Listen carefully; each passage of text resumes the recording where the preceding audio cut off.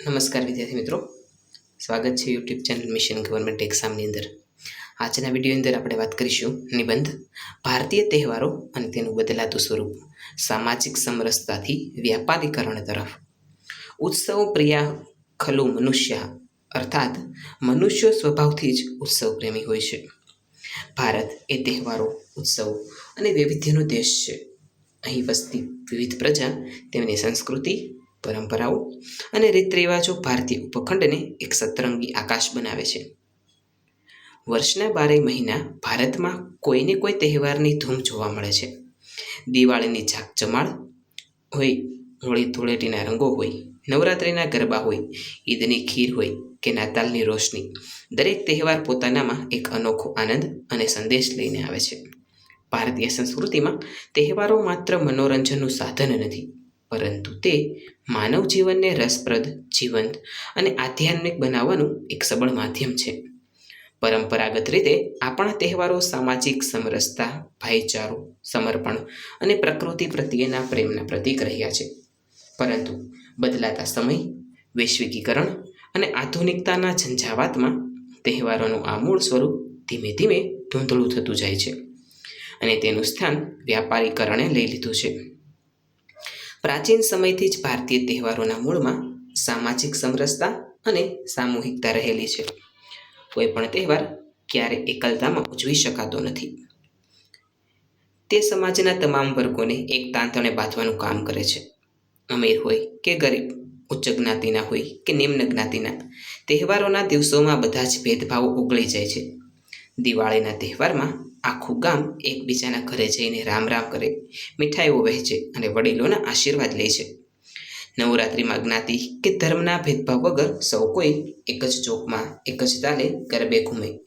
હોળીમાં એકબીજા પર રંગ લગાવીને ભૂતકાળના વેરઝેર ભૂલી જવામાં આવે છે.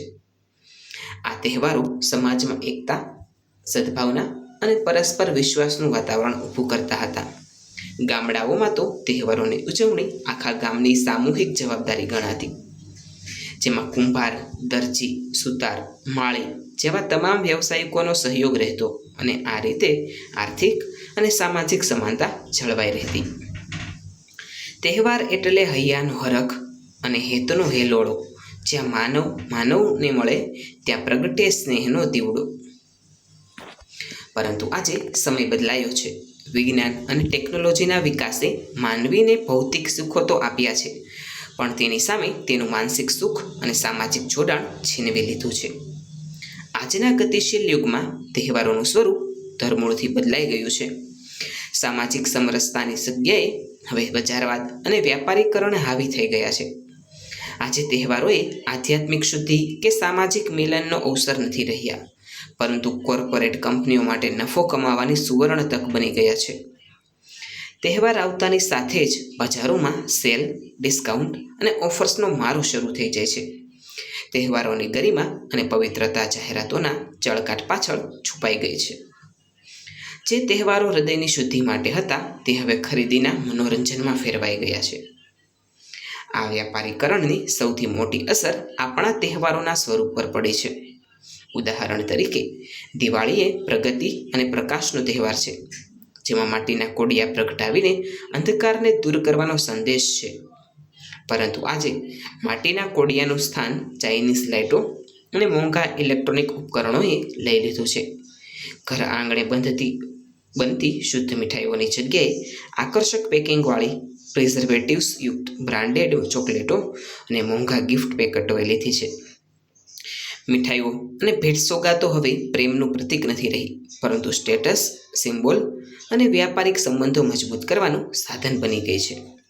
એ જ રીતે નવરાત્રિ, જે આદ્ય શક્તિની આરાધના અને ભક્તિનું પર્વ છે, તે આજે એક બહુ મોટી વ્યાપારિક ઇવેન્ટ બની ગઈ છે.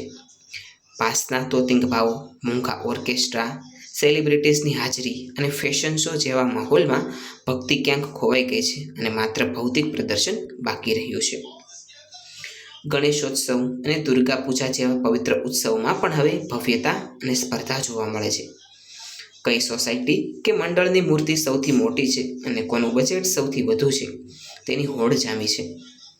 આ સ્પર્ધાને કારણે પર્યાવરણને પણ મોટું નુકસાન થઈ રહ્યું છે. પ્લાસ્ટર ઓફ પેરિસની કેમિકલવાળી મોટી મૂર્તિઓ નદીઓ અને દરિયાને પ્રદૂષિત કરે છે, તો હોળીના તહેવારમાં રાસાયણિક રંગો સ્વાસ્થ્યને નુકસાન પહોંચાડે છે. ફટાકડાના અતિરેકથી થતું વાયુ અને ધ્વનિ પ્રદૂષણ માનવજાત તેમજ પશુ પંખીઓ માટે ઘાતક સાબિત થઈ રહ્યું છે.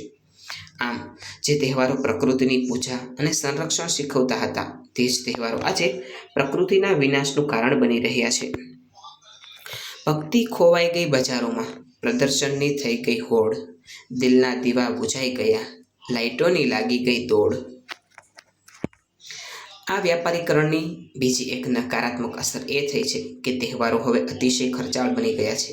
મધ્યમ અને ગરીબ વર્ગના લોકો માટે આજના સમયમાં તહેવારો ઉજવવા એ આર્થિક બોજ સમાન બની ગયું છે.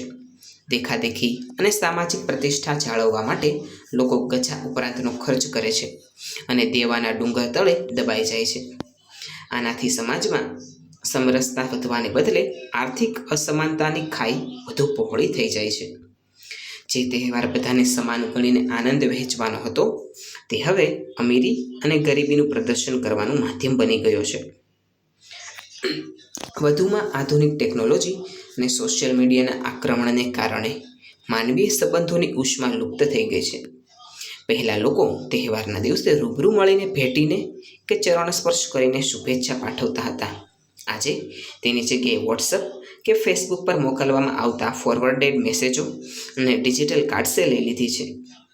એક જ ઘરમાં બેઠેલા 4 સભ્યો પોતપોતાના મોબાઈલમાં મશગુલ રહીને તહેવારની ડિજિટલ ઉજવણી કરે છે. તહેવારની રજાઓ હવે પરિવાર સાથે ગાળવાને બદલે વિદેશ પ્રવાસ કે પિકનિક મનાવવાની તક બની ગઈ છે. આનાથી સંયુક્ત કુટુંબની ભાવના નબળી પડી ગઈ છે અને નવી પેઢી પોતાની સંસ્કૃતિના સાચા મૂલ્યોથી વંચિત થઈ રહી છે. જોકે વ્યાપારીકરણના આ નકારાત્મક પક્ષની સાથે તેનો એક સકારાત્મક પક્ષ એ પણ છે કે તેનાથી દેશના અર્થતંત્રને મોટો વેગ મળે છે. તહેવારોના ગાળામાં અબજો રૂપિયાનું ટર્નઓવર થાય છે, જેનાથી નાના વેપારીઓ, કારીગરો અને મજૂરોને રોજગારી મળે છે. પરંતુ સવાલ એ છે કે શું આ આર્થિક વિકાસ આપણી સાંસ્કૃતિક અને નૈતિક ચેતનાના ભોગે થવો જોઈએ? સમય વહેતો રહે છે અને તેની સાથે પરિવર્તન અનિવાર્ય છે, પરંતુ પરિવર્તન એવું ન હોવું જોઈએ જે આપણા અસ્તિત્વના મૂળિયા જ હચમચાવી દે. ભારતીય તહેવારોનું ગૌરવ અને તેની સામાજિક સમરસતા જાળવી રાખવી એ આપણા સૌની સામૂહિક જવાબદારી છે. આપણે તહેવારોની ભવ્યતા પાછળ આંધળી દોટ મૂકવાને બદલે તેની દિવ્યતા અને પવિત્રતા તરફ પાછા વળવું પડશે. બજારો ભપકાની જગ્યાએ હૃદયની શુદ્ધિ અને પરસ્પર પ્રેમને પ્રાધાન્ય આપવું પડશે. જ્યારે આપણે તહેવારોના વ્યાપારીકરણને મર્યાદિત કરીને ફરીથી તેના સામાજિક સમરસતા, પર્યાવરણની જાળવણી અને માનવીય સંવેદનાઓનો રંગ પૂરીશું, ત્યારે જ ભારતીય સંસ્કૃતિના સુવાસ સાચા અર્થમાં દેશ અને દુનિયામાં મહેકી ઉઠશે.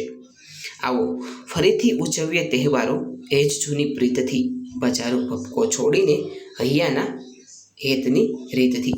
વિદ્યાર્થી મિત્રો, આજનો વિડીયો આપને કેવો લાગ્યો છે તે નીચે કોમેન્ટ સેક્શનમાં જરૂરથી જણાવજો. જો ચેનલની અંદર નવા હોય તો ચેનલ લાઇક, શેર અને સબસ્ક્રાઇબ કરવાનું ના ભૂલતા. આવા જ એક અન્ય નવા વિડીયો સાથે આવતીકાલે ફરીથી મળીશું. Thanks for watching.